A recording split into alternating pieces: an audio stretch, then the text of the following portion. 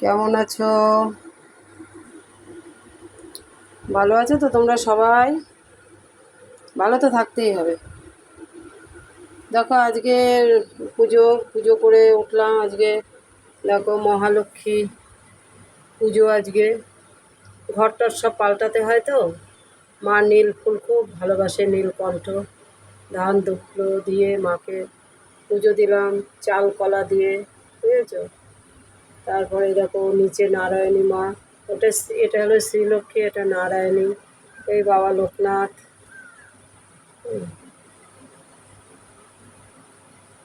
সব বিপদে রক্ষা করে বাবা লোকনাথ।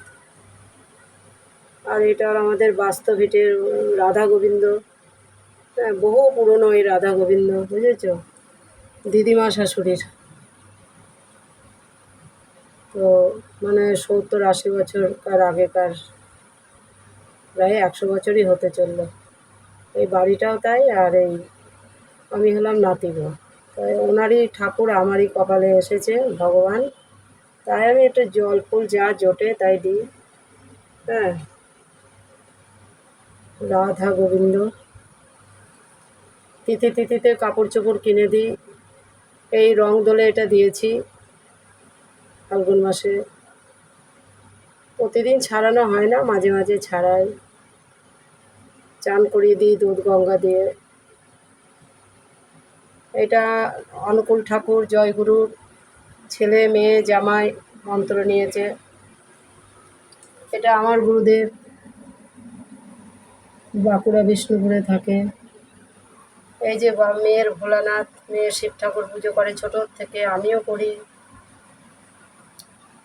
নন্দী মহারাজ।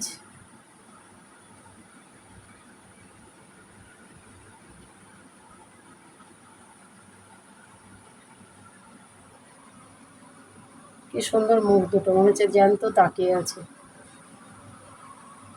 এই নিয়েই আছি বেঁচে।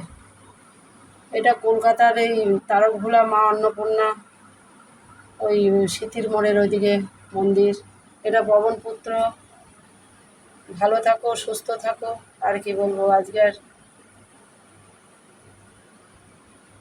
লাইক শেয়ার করো। এটা পবনপুত্র। জয় শ্রীরাম।